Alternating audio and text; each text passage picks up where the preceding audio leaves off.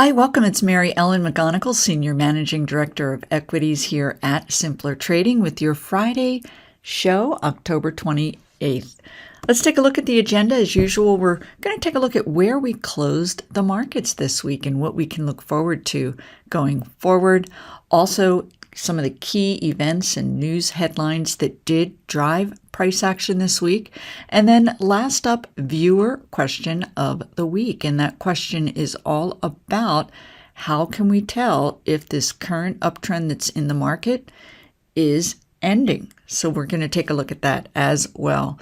And first up for the news, earlier in the week, we did hear that the service sector index for October did drop. This is all about services that are in the hospitality, restaurant, hotel, and otherwise. It's a big part of the U.S. economy, and a drop in that is actually good news for the markets in the sense that it shows a slowing down of usage of these services, and this is what the Federal Reserve, part of the puzzle as far as what they want to see to slow down on their rate hike cycle. And then from there, we did see consumer confidence fall on fears of inflation and recession. However, we did see a rebound in the U.S. gross domestic product for the third quarter, and this follows two subsequent quarters, Q1 and Q2 of this year, that were negative. Now, while that rebound could be alarming, it's showing strength in the economy. The reality is that most of that number was because of a shrinking trade deficit, so not a whole lot to be said there. Unemployment did rise for the week, but not a whole lot. We also did get personal income as well as personal spending numbers, and they did rise again, not to an alarming level, but there was a little bit of an uptick there. And then consumer sentiment, little bit, it did rise, which was unlike the consumer confidence earlier in the week. So we're getting mixed signals, but really these numbers were not overly impactful for the most part. We did get on Friday a number that would normally stall the markets in their rally phase, and that is the core personal consumption expenditures number, and that is very much viewed by the Federal Reserve. They view it as a wide gauge of inflation, and while PCE did drop, it still remains at a very elevated level. The markets took that drop to heart, and we did see quite a rally into the close for the week. So let's take a look. Where did we close the markets this week? And it was, in fact, a very strong week. The S&P 500, we can see that it was in rally mode for the week. It was up almost 4%.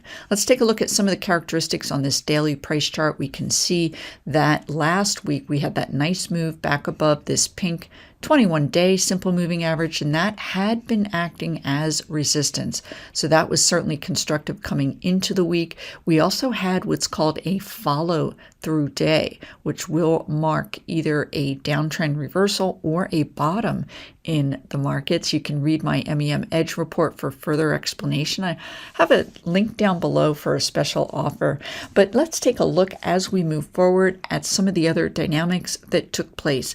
The S&P 500 closed the week above this red 50-day simple moving average. So very constructive price action. Your outside momentum, this RSI in positive territory and trending higher. And then likewise with the stochastics up above 50 and trending higher. So net, we are in rally mode, and we are looking quite constructive. We're going to need to pay attention to how this market behaves if it gets up this far to this 200-day simple moving average. We can see in the past it has been an area of resistance. So from here, let's drill down further. Take a look at these 11 sectors in the S&P 500. This is all about getting your arms around where the current strength is in the broader markets. You want to participate in that strength. And then also, if you do this exercise regularly, you'll be able to capitalize and get in front of sector rotation that could be taking shape. So here we are with those sectors up here in the forefront. Energy was not a top performer for the week, but it remains in a very confirmed uptrend. I believe it was up about 2.5%. But some of these other areas, the industrials and staples, as well as healthcare, all very much outperforming. We can see here with industrials, it was the top performer for the week, up 6.5%.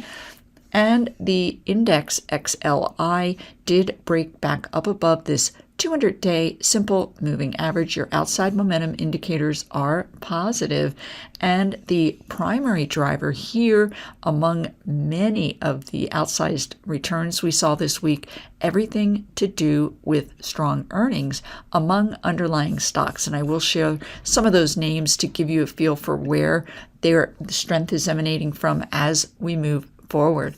Consumer staples, XLP, and this is another area that just inched up above that 200-day simple moving average. Again, very much earnings driven as it relates to these companies that are able to raise their prices, but still consumers are purchasing their goods. Healthcare, another earnings-driven rally, and I'll share with you a precise area as we move forward. XLV, I talked about this in my mid-week MEM Edge report, the fact that healthcare turned bullish on Wednesday with that breakup above that 200-day simple moving average, clearly appears to be heading higher. So lots of areas that had been in downtrends, and they are beginning to reverse them. So rather exciting as it relates to the markets. But as we move forward, of course, I will share with you what to be on the lookout for any stalling action in this current rally. From here, let's go ahead and take a look at some of these other areas that were a little bit weaker but still compelling. This is XLK, the technology sector. It did sneak up here above that 50-day simple moving average. We're not quite positive on that MACD yet. Certainly, there were some limitations to that move into technology, and I'll share with you some of the sub-industry groupings that did underperform and why.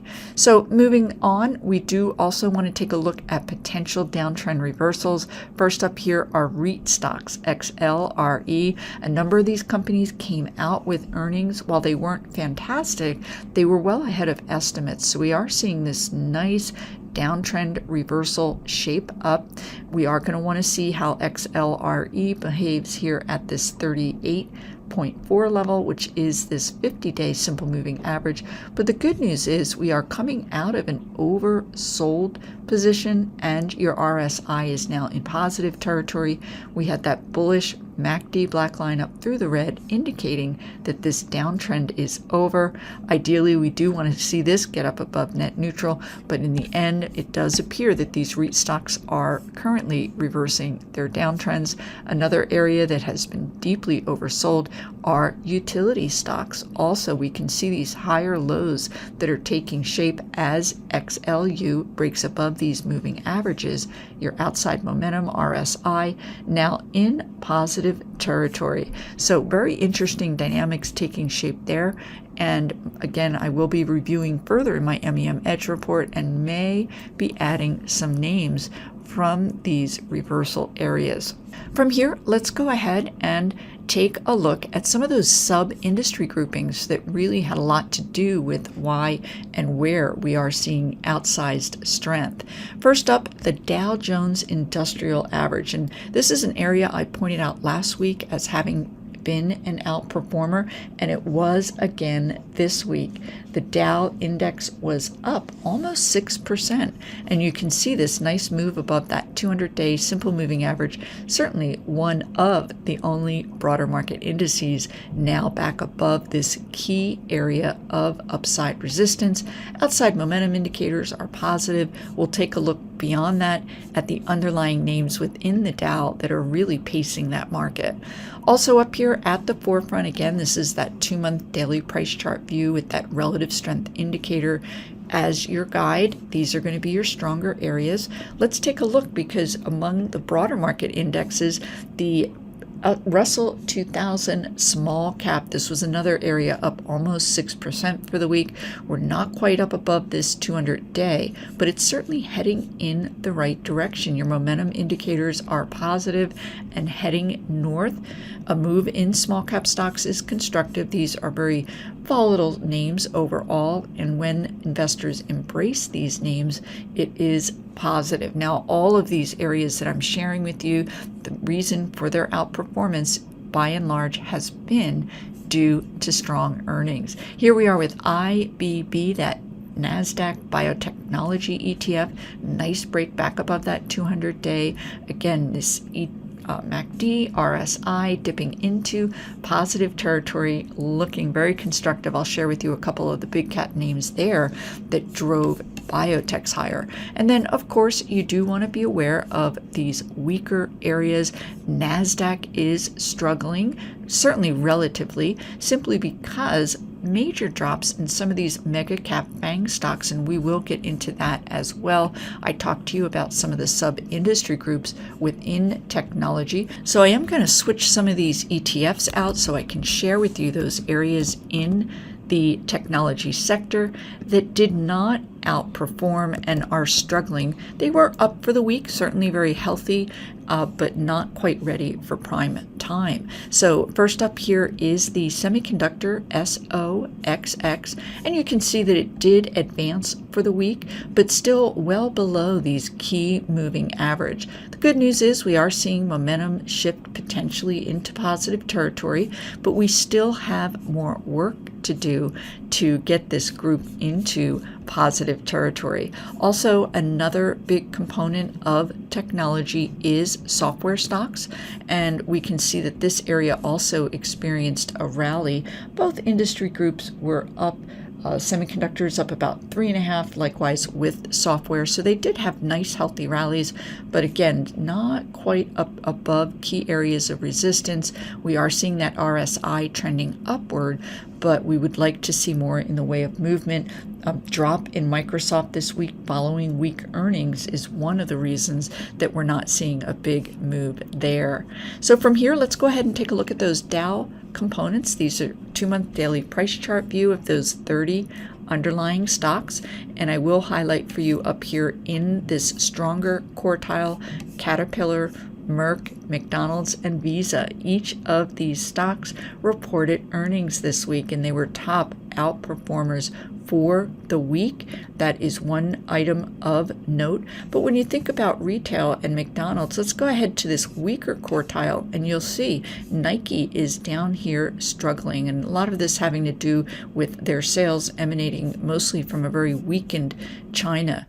And then also taking a look at McDonald's while we're here, this is a discount retailer, and discount retailers are doing really well. When there's talk of a possible recession, certainly inflation is still quite high, you will see a move, and we are seeing that into these discount retailers such as a McDonald's, very much in a super confirmed uptrend, now overbought.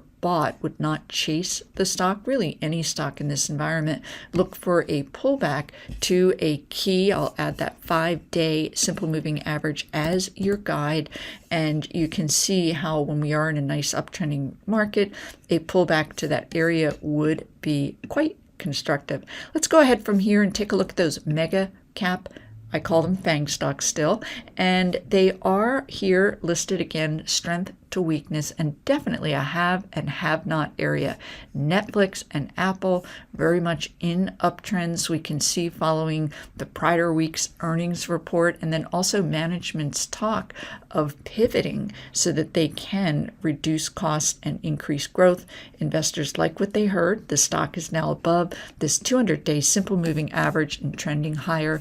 And then Apple came out with good numbers. The stock had a supersized 7.5% rally today, not able to make it quite up above that 200, but your outside momentum is dipping into positive territory. Of course, on the weaker side, Meta down 23% on the week, continuing this downtrend, gap down. Not good news for the company. Google, weak numbers, guided lower. This is Alphabet. And this too also gapped down after being unable to break above that 50-day.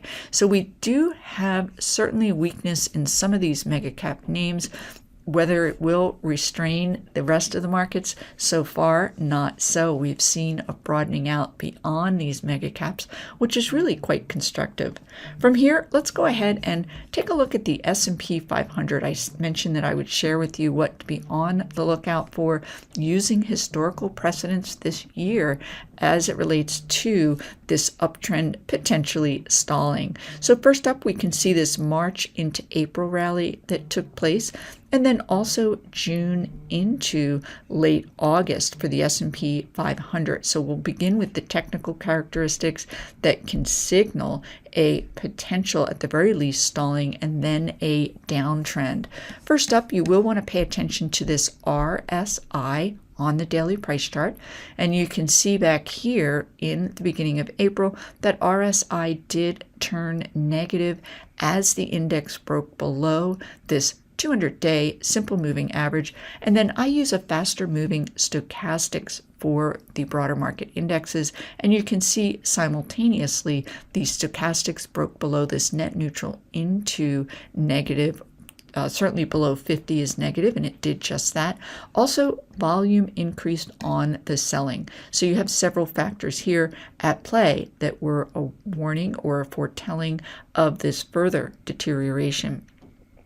As it relates to headline news, also in conjunction with this declining phase here, interest rates did begin to rise again, and that is also the case over here in this late August period relating to that interest rate backdrop. But let's take a look here at the other dynamics with this RSI back here at the end of August, trending lower, and then also this stochastics going into negative territory. We did have a 2-day rally attempt, took us right back to this prior day's high before we did see further overall deterioration shaping up. So at this point in time with the S&P 500, your RSI is still trending higher. Your stochastics are up above that 50, and we can also go back to this 4-day rally attempt failure, and you will see the same dynamics in place. So we will keep our eye very close on this S&P 500 daily chart for signs that this uptrend could be weakening and heading lower.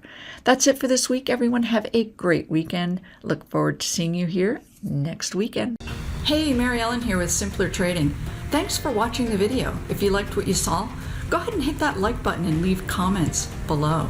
And if you'd like to be notified to future videos, you can hit that bell icon and subscribe.